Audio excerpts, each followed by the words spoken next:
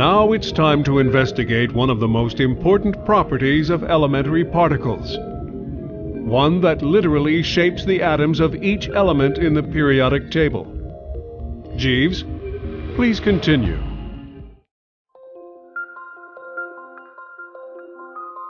We have just discussed how Schrödinger's equation shows us how to accurately describe fundamental particles with a wave function.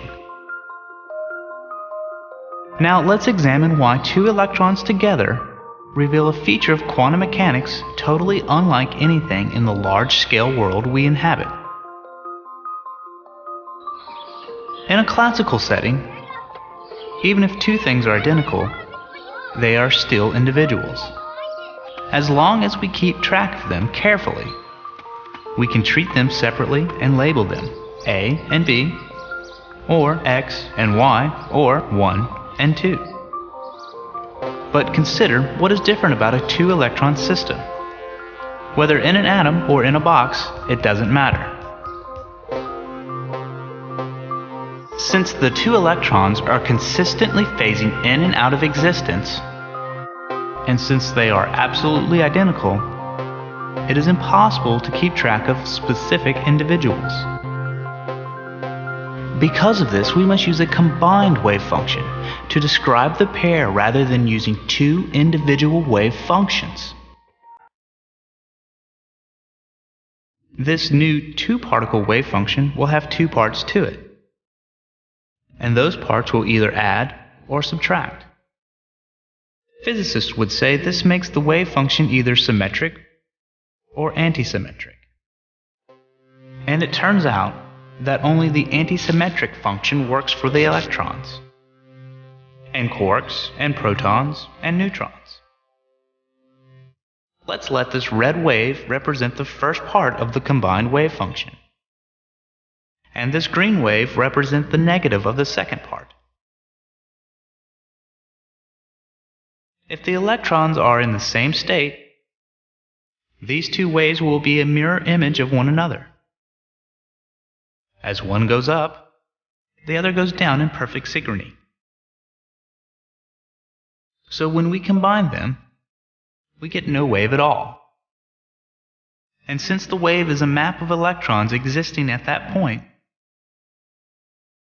no wave means no electrons.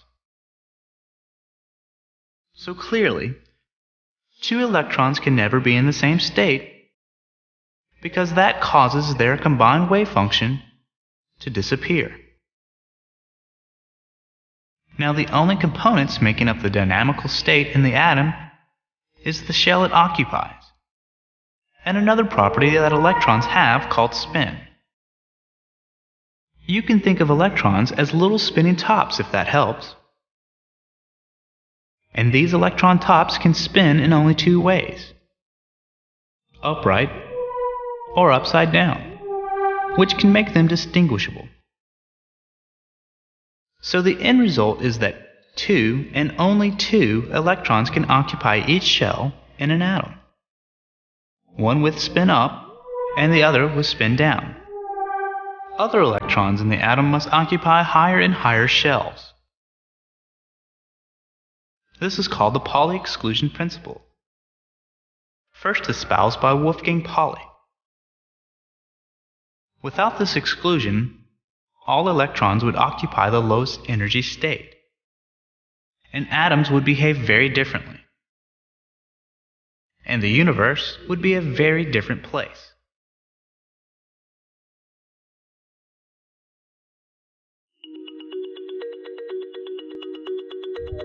The fact is that the property called spin is quantized as well. No big surprise.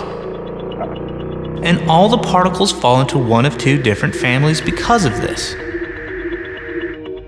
Those particles that have spin equal to 1/2, or 3/2, or 5/2, and so on, form the family called fermions. The name comes from Enrique Fermion, who along with Paul Dirac developed the statistical methods of dealing with them. Fermions are said to have half-integral spin. And as indicated above, electrons, quarks, protons, neutrons are all in this family. The other family of particles have spin equal to 0, 1, 2, 3, and so on. They are called bosons, after Satyendra Bose, who along with Einstein developed the statistics for dealing with this family. Unlike fermions, which must obey the Pauli exclusion principle, bosons do not. Groups of multiple bosons will all gather in the lowest available energy state. Photons, gluons, gravitons all fall into this family. If bosons had to obey the exclusion principle, many modern marvels could not exist. Like lasers, which require that huge numbers of photons be in the same state at the same time, and again, the universe would be a very different place.